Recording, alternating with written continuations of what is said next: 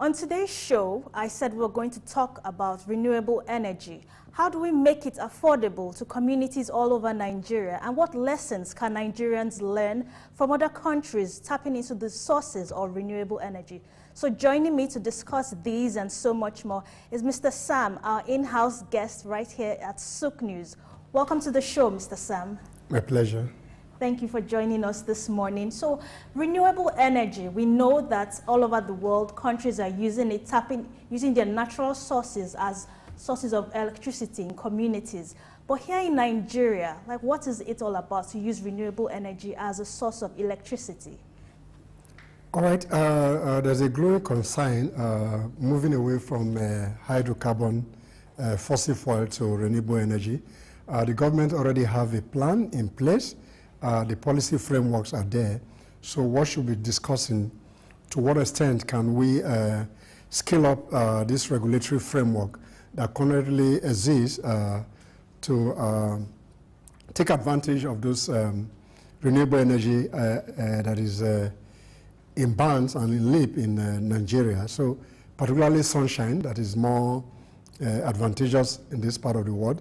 Then we have rural electrification schemes that can take advantage of this renewable energy so that we can catch up with the rest of the world. Okay, yes, I totally agree with you on that. Now, to explain further, we know that in Nigeria, I want to take you up on your points on the rural electrification of communities. We know that in some areas, like in Nasarawa State, for example, recently the federal government, in partnership with another private company, came up with how to create a mini grid to electrify a community, total community in Nasarawa State.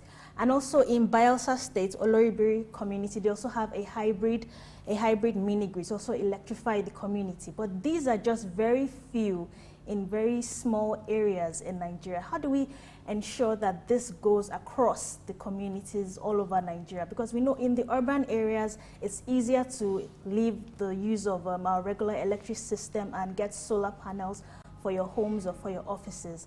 But how do we ensure that it's more accessible in rural communities? I think the government has a framework for this hybrid technology to use alternative source of power, and those framework that exist in various communities, there's a mandate by the Federal Rural Electrification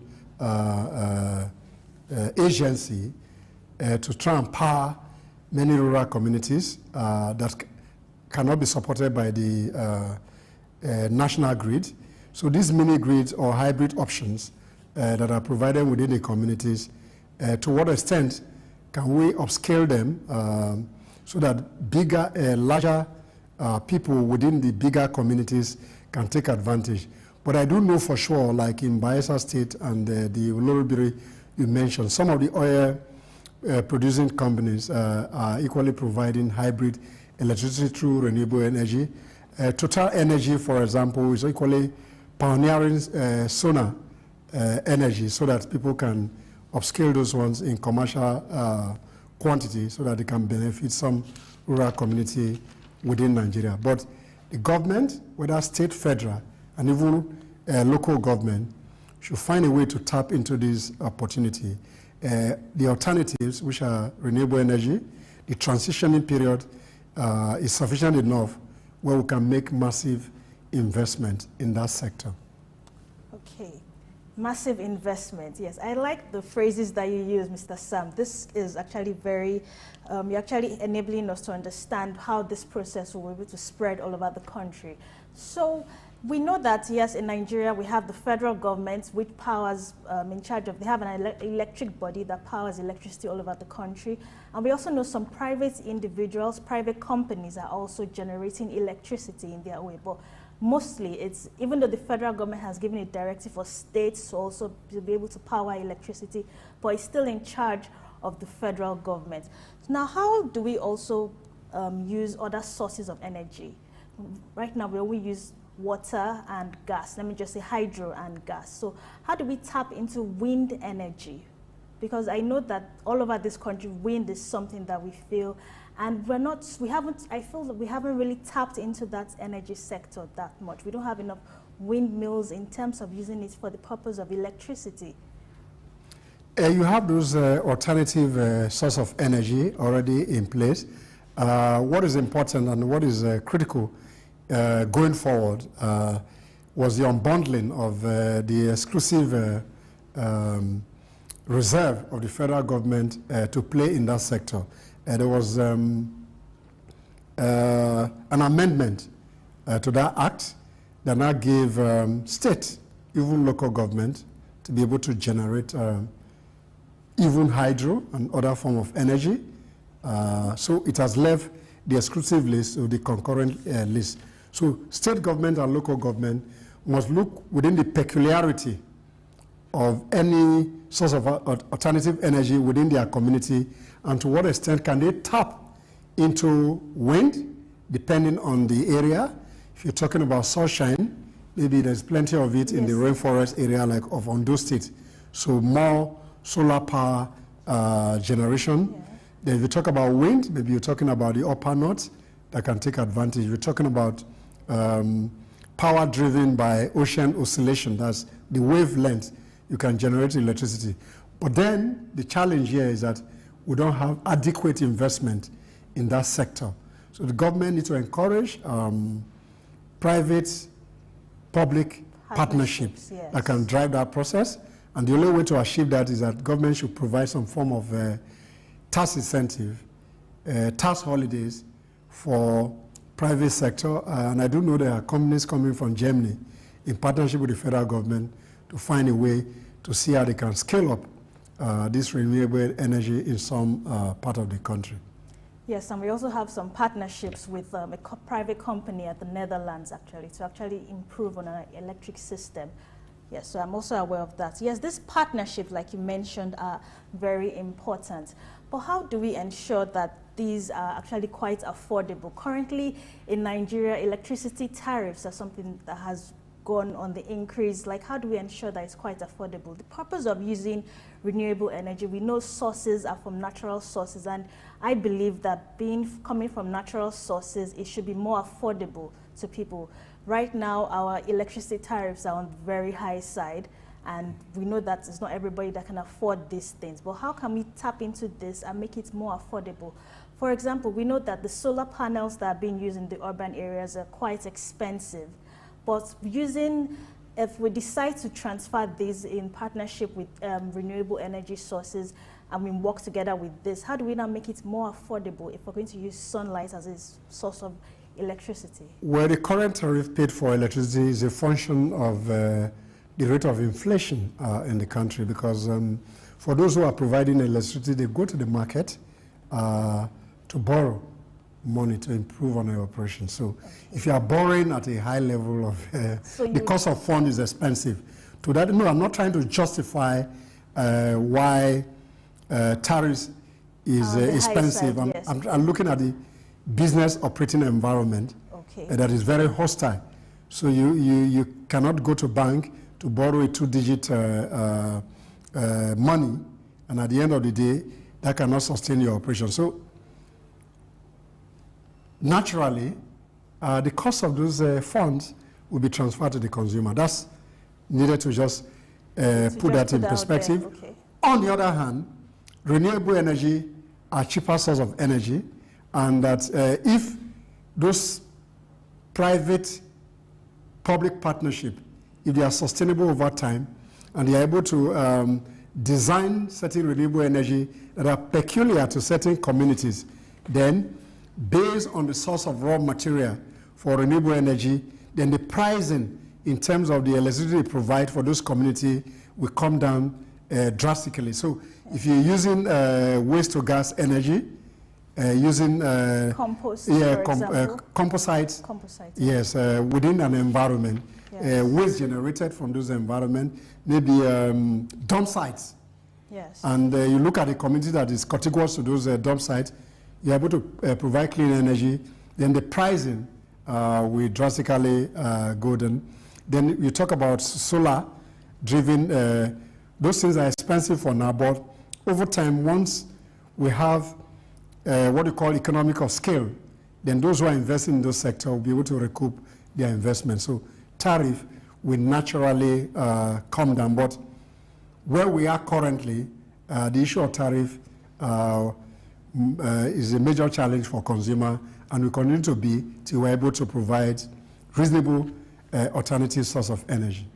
Well, Mr. Sam has offered very good solutions as proffered there, but it doesn't sound so hopeful. It sounds more like it's a bit bleak for people who are looking forward to hearing, oh, we're going to have cheaper. No, there is hope, but you must consider investment in that sector. There are people that are paid their salaries and wages. Then the business must stay afloat. So even if they are not making profit, at least they should break even. So, but the government needs a massive encouragement. We have the alternative source of energy deposited in our country, but then we need to do an investment so that we can convert those natural resources into energy, and we can take advantage of various communities that are endowed with various renewable energy sources. Yes, yes. Yeah, well, we're hopeful. We will definitely be hopeful. Actually. Life is dependent on hope. Let's be hopeful. Yes, it is actually. But to actually go further on this, how do we get to, recently, I'm sure everybody has been talking about it, the current electricity situation. It's been fluctuating. It hasn't been very constant. But how can you recommend a solution? Can we have a mix in our combination of energy sources with perhaps fossil fuels and renewable energy to actually give a more permanent solution? If you could recommend one. As the concept of energy transition is an ongoing discussion, what I think the challenge that we have even as a country is that we're even richer in gas deposits. But to what extent has the government made some investment in trying to see how we can use gas to power some of these power stations? So if we're able to utilize the gas that is being flared in the Niger Delta positively, then that to a very large extent will reduce the power outage that we currently experience in the country. So the challenge is for leadership. The challenge is for more investment in private sector to take advantage of that industry. To what extent can we convert even gas, which is even a cleaner source of energy, even while we transition to renewable energy? Because the transitioning has a period of about 20 years. That's a long time. Yeah, to achieve. But then we must take a holistic approach. While we currently have a challenge, gas is still a better option for us as a country and as a people. But then we are blessed with so much sunshine, so let's take advantage of those other ones. Now that the industry is deregulated to some extent, I'm sure when states are able to provide electricity, some companies are able to provide electricity, then the price and the tariff will eventually come down. Okay, I understand, yes, the need for investments, the need for public-private partnership, and the need for more foreign investors also invest in it. But I want to also know, how do we use fossil fuels to actually combine together with this renewable energy, actually? No, we're trying to phase out. We want to just phase out. No, that is a global understanding because of its impact on climate change. So for us to move away from the impact of climate change, then fossil fuel, which is a major source of energy, which is the hydrocarbon products, are being phased out gradually. But then, in terms of the level of development, it will even take us longer period based on those projections that has been made. But then, before we get into proper utilization of renewable energy as a country, then you must still provide some form of electricity. And I'm saying the gas option is still the best option, pending when we're able to transit into this. So even globally, the investment to transit is in trillions of US dollars. So it's not a tea-party business. We need massive investment, particularly in the global south, where we have electricity to consumer ratio gap is so low. Yes, it is. Yes, but yes, we know with gas, for example, there have been issues of gas flaring every now and then, especially in the south-south region. And sometimes we've witnessed this gas flaring last for days and days. Nothing can turn off these flames. But we want to actually have a safer option. If you could actually, without, okay, yes, gas is one. We've been relying on dams for electricity supply. Yes, that's another one. That also has its own side effects to it. But something less, that'll be more productive, something that can actually create, if I may also add, I can also make it affordable to people and can also create some job opportunities for that community where it is being provided. Yeah, when you talk if about... we're not going to use gas, if we're not going to use water, or let me just say hydro. No, once you're able to convert the gas into electricity, the flaring that you see will cease to be. There's a government framework to stop flaring, but that vision that was articulated as Vision 2020 has not come to fruition. That's on the one hand. Number two, why we need investment in the renewable energy sector, the greatest polluters of this world, which is the global north, they are still using coal as an option to provide electricity. But they are telling us to move away quickly, but they are the greatest polluters. So the point I'm making is that, yes, the world is moving into renewable energy or alternative source of energy, as the case may be. But the greatest polluter, the industrial worlds, China still use coal to power electricity. Russia still use coal. Big deposit of coal around the Enugu, Nsukka area that is yet on tap. So why don't we use those source of energy to power electricity so that more people can take advantage of whether it's the national grid, whether it's mini grid, whatever name that is called. So energy transitioning is a major challenge, but the global north cannot push us in a direction where they are still guilty of some of those things they are telling us to change. So climate change is here to stay, but then the transitioning has to be gradual. And the global south that does not have massive investment must still find a way to take advantage of hydrocarbon, coal, and other sorts of energy to provide electricity for her people. I don't buy into that discussion, particularly from the global north. I know side by side, they're using hydrocarbon to power electricity. There's a transition into renewable energy. So but then they should give us energy space solution. That's what you're saying. to equally move, yes, a mix okay. Of that energy solution. So it has to be a gradual process. They should not push us so hard as if we are committed crime. They are still generating electricity from coal, like I mentioned earlier.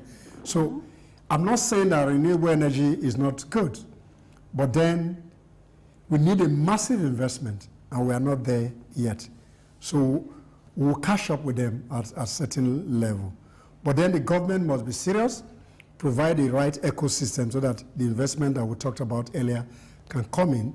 Then they should find a way of doing some baseline studies, looking at what is best for various communities, depending on the factor endowment in terms of those resources, so that when people invest in those sectors, they can quickly recoup their investments. So renewable energy is the way to go, but then we don't want the West to wake us into believing that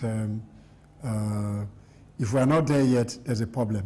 Because they are making investment, even in China, you see, power the electricity from coal. So what is so special about Africa? So we want investment to be made in those areas too. I want they should exploit those deposits in Enugu, in Nsukka area, so that they can provide electricity. While we focus either using composite for certain community, using sunlight, and other forms of alternative energy that would be applicable based on peculiarity of communities and the environment, so that those who invest in those things can quickly get their investment back.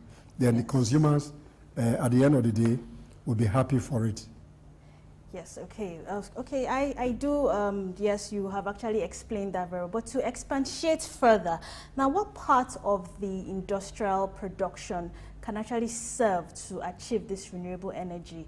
Because we know our industries, yes, they actually do produce a lot of things. We know that we have so many industries all over the country. We know that they are, whatever they said in terms of waste materials, how can this be used? How can this be transferred to renewable energy sources? That's what I want to know. I think if I get you correctly, you're saying that some of the manufacturing companies, yes, beyond the traditional hydrocarbon source of energy, yes, some of them should be encouraged, not compelled, to use renewable energy as a source of energy to power their industry.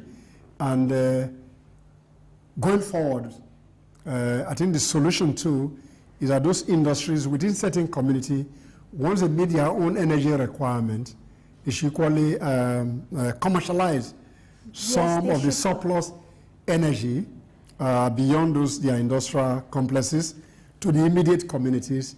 It could be in form of corporate social responsibility, but then the tariffs that they charge the people within their host community should be cheaper than the official rate that is being charged. So they can use it as CSR, and at the same time powering those communities.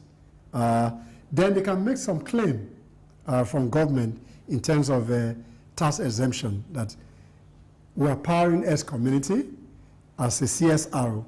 Then when we're going to pay our corporate tax, let's get some incentive so that we're able to provide. So if government encourage industry to do that, then the transition to renewable energy will be faster and we're able to meet the targets.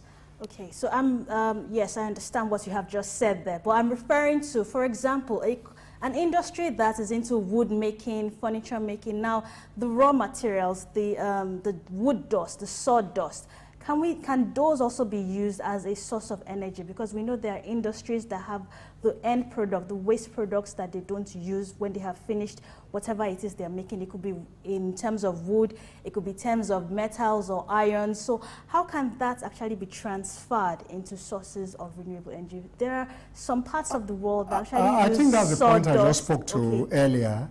The point I'm making is that it should be used as CSR. That's yeah, I'm saying you just mentioned wood.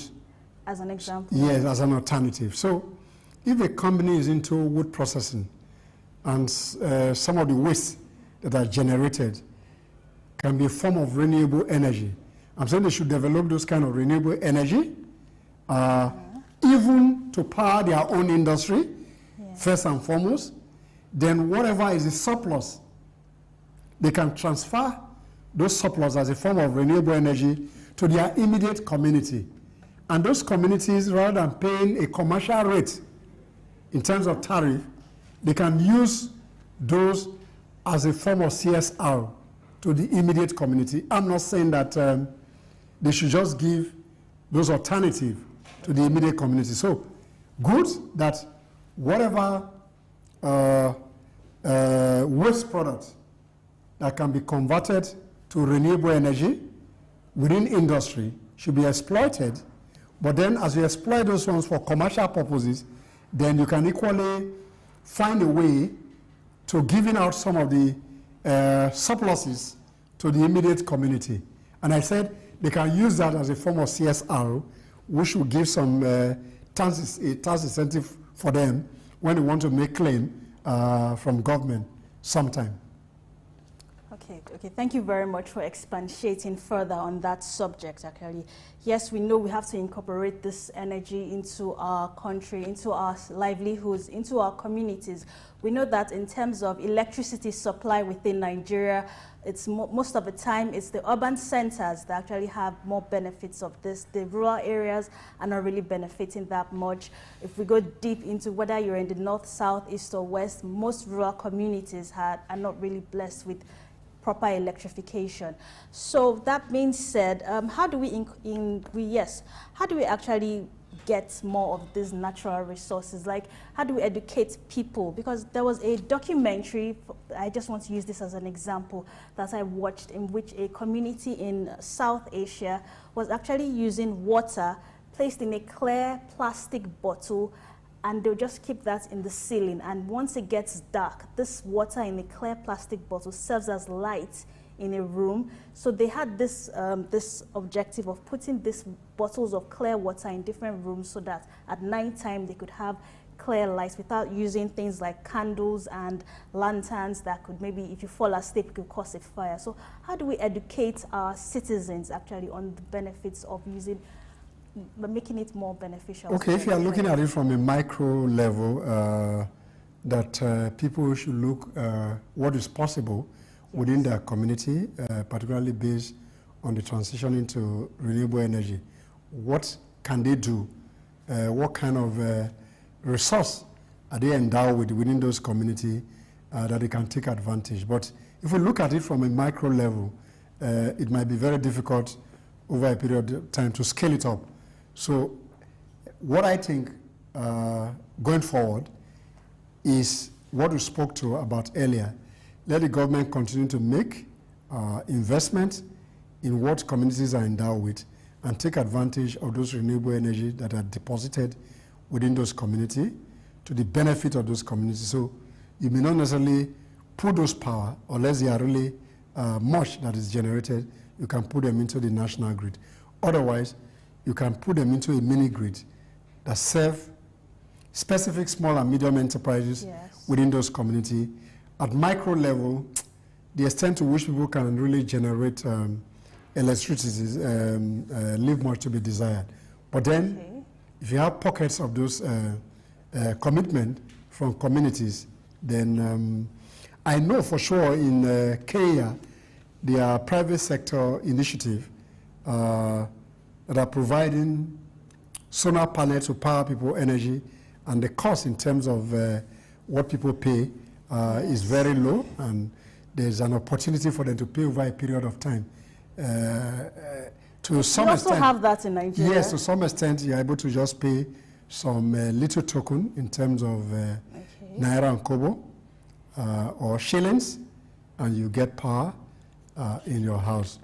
So those are the things that we can encourage as a people, as a government. But then the cost of entry into the solar energy is still very expensive, because if you look at the cost of the batteries that help to power those things, they are very expensive, and you equally have counterfeit batteries.